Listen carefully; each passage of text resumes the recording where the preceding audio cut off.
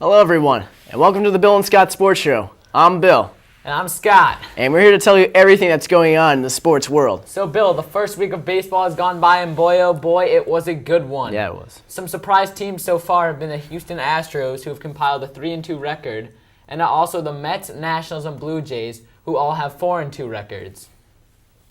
Also, other surprises that the Red Sox are 1-5, and the Yankees are 2-3. The Phillies are 1-3, and as of Wednesday night, Twins are winless. Now, these are pretty bold, but let's also keep in mind that the season has only been going on for a week, so no major judgments should be made yet. Through the course of the week, the star hitters have been David Freese from St. Louis, Miguel Cabrera from Detroit, and Matt Kemp from the Dodgers. Surprise hitters have been Carlos Beltran from the Cardinals, Carlos Pena from the Rays, Yoenis Cespedes from the A's. And so far, Freese has led the league in hits, RBIs, and he's also tied for the league lead in homers. Great pitching performances include Chad Billingsley going 8 1/3 innings for the Dodgers, giving up no runs and having 10 Ks. Jared Weaver pitched 8 shutout innings with 10 Ks for the other LA team, the Angels. A surprise performance from Barry Zito's complete game shutout with no walks against the Rockies. Yeah, that's a big surprise, That's nuts. Barry Zito. Great. I mean, another solid performance. There's also a surprise included Kyle Loesch's opening day start, in which he took a no-hitter into the 8th inning. Yeah. And also, as expected, Roy Halladay pitched an 8-inning shutout against the Pirates. Of course. Awesome. And the new Miami Marlins manager, Ozzie Guillen, was suspended for 5 games for his remarks in which he expressed admiration for Cuban leader Fidel Castro. Ozzie Guillen apologized for his remarks and said, and I quote, "Everyone in the world hates Fidel Castro, including myself. Guillen has accepted his suspension." I mean, that's crazy that Gillen would say he would support a man like that. An evil man. At least he cleared that up later. But I mean, it's not the first time Ozzie has opened his mouth like this. I mean, if he wants to maintain that nice job down there in Miami, he's got to keep his mouth shut. Yeah. As many of us remember, Ozzie Guillen used an anti-gay slur to describe a Chicago columnist back in 2006. Yeah, let's keep things at like baseball level. No. Yeah, exactly. Seriously. Yeah, I mean, some people think Guillen should be fired for those remarks. I mean, yeah. We know one thing now, and that's that Guillen will be on the short leash. Definitely. That's a hot job in Miami, and we're going to have to see how it goes. It's steaming. It gets humid in the summertime. Yeah, it is, Bill. On to the NBA now. As the playoffs draw near, there were a few key games on Tuesday night. The Celtics took on the Heat, and the Knicks battled the Bulls.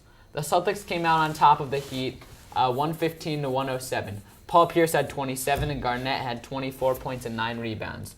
Rondo added 18 points and 15 assists for his 18th straight game with double-digit assists, the NBA's longest streak in 20 years.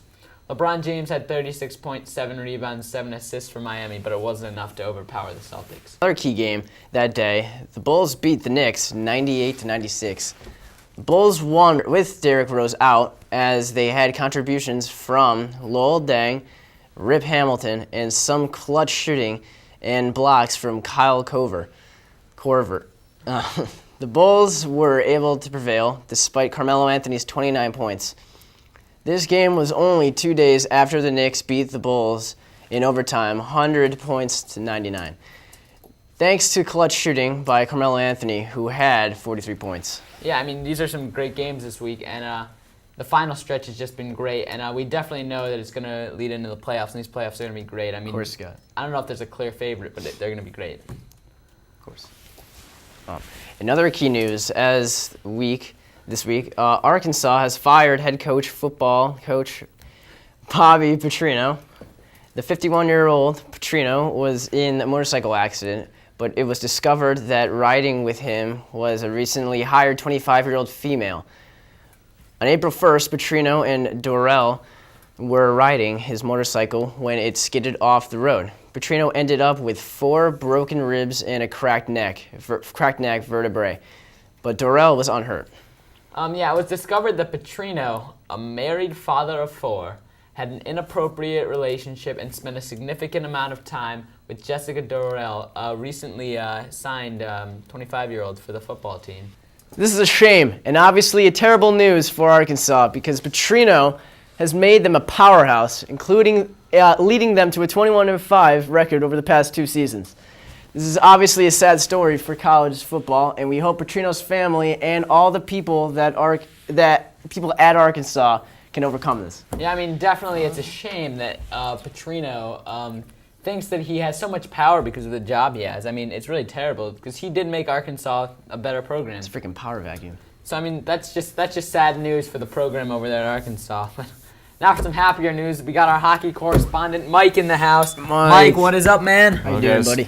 It's playoff time in the NHL, finally. All right.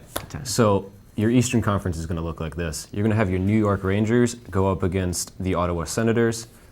Sure to be a good fight there. That's going to be to the grind. I'm looking forward to that one. To the wire. You're going to have your Bruins. The Boston Bruins are going to go up against the Washington Capitals. Now, as much as I love the Bruins, we're 1-4 against the Capitals. Got Ovechkin City. I mean. He's a great captain. That's going to be an interesting game that goes on tonight. After that, you're going to we've already had this game happen yesterday. Pittsburgh and Philadelphia. Now that's an age-old rivalry. Right. But you know, Pennsylvania. Yeah. Right. They've been fighting for the title of Hockey Town forever. Now, Pittsburgh was up by 3 into the second. But Philadelphia made a great comeback, went into overtime, 4-3 Philly. 4 straight goals from Philly. It was beautiful. And then to close off your East, you're going to have... God damn it. Okay. To close off the East, you're going to have the Florida Panthers go up against the Jersey Devils. Now, I can't pick there. What do you guys think? Jersey Devils. Well, they do have the famous Martin Brodeur. They do. He's had some great goaltending this season. Yeah, so, I mean, that's what is that? Is that the 4 versus the 5? Pretty good goaltender there. It is. So I mean, that's gonna be definitely. It's gonna be a close one. I'm feeling the Devils in that one. Feeling the Mike, Devils. before we move on to Devils. the West, give us the lowdown on our local team, the Boston Bruins. Okay. Please do. Now, Bruins finished out their season very nice. Instead of win, lose, or 4 straight losses, which I didn't like.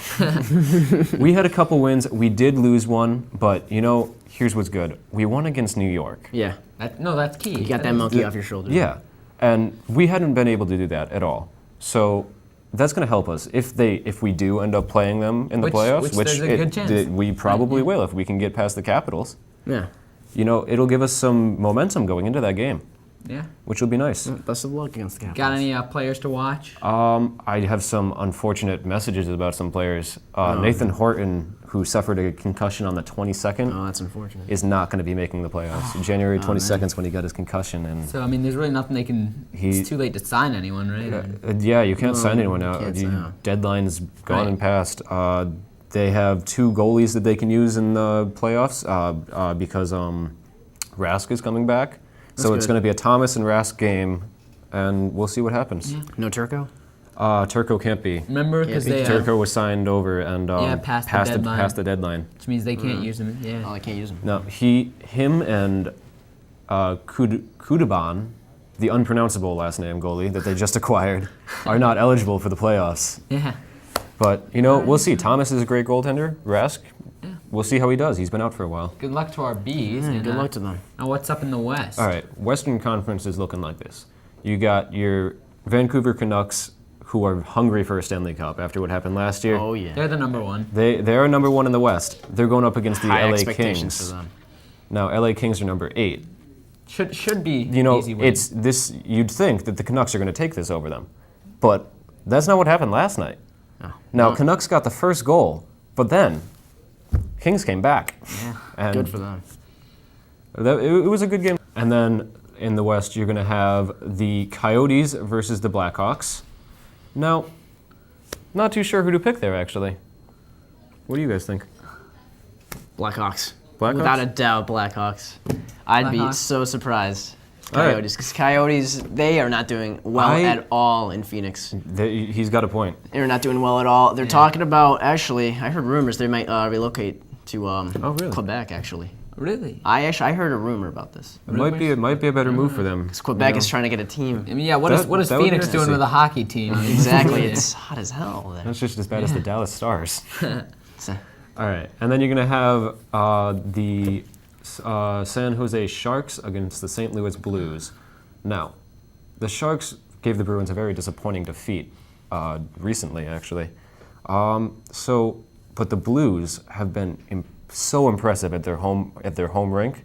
Yeah. No, that's important when Yeah, it comes to the playoffs. they've definitely got a home ice advantage here. Yeah, they And do. Exactly. When in the playoffs, you're looking for your home ice advantage. So this is going to be a tough one to call, but I'm saying Sharks. I might have to go with Sharks myself. Sharks are better in the attacking zone, so Yeah. we'll see what goes on. Yeah. And then to close off the West, you have a game that already happened. You have the Nashville Predators and the Detroit Red Wings.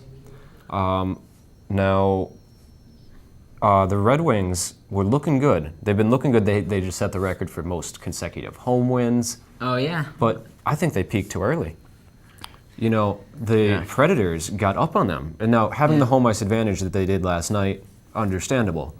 But there was that one goal that, nice deflection far out. Yep. Goalie should have had it. He looks at the puck in disbelief. And Yeah, but I feel like it might be like just the home team keeps them winning, probably. that might be what it is. Might be back and Which forth, just like the Stanley Cup last year. That's why it's Home team. so important in the regular season to get that home field advantage. Oh, exactly. Home ice advantage. You got to get the fans going for you, and all these teams have got that. Definitely. They're playing Fan hard. sports key.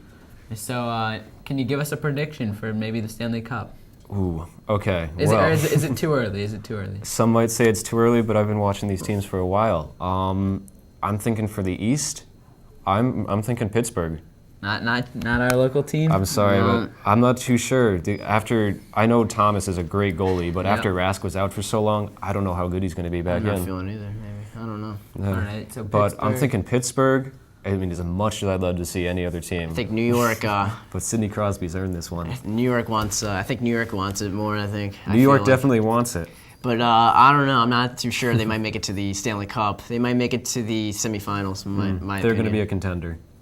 Now, for the West, I absolutely hate the Vancouver Canucks. But They have done so well. And it sickens me to say this. they're going to be back. I think the Vancouver Canucks will make a comeback. They're hungry. Yeah. Of course They want after this. last year, After what happened last Of year? course they're hungry. Well, they want blood. They're not gonna. Our take no local for an team, the They Boston want blood. Bruins, whipped the life out of them last year. Yeah, they did. They had the home ice advantage and everything, but no, Boston came and took it. Game 7. Hey, pounds all around. Let's see. Yeah. Yeah. We'll see what goes down. But thank you guys. Yeah. Anytime, Mike, Mike. thanks for joining us. Yep. I mean, we'll have more next week. Next And, week. well, thank you all for watching this week's edition of the Bill and Scott Hope your Sports hand gets Show. better. I'm Scott, And I'm Bill. And I'm Mike. and we'll see you guys next week. Have Thanks a good lot. one, guys. Thank you.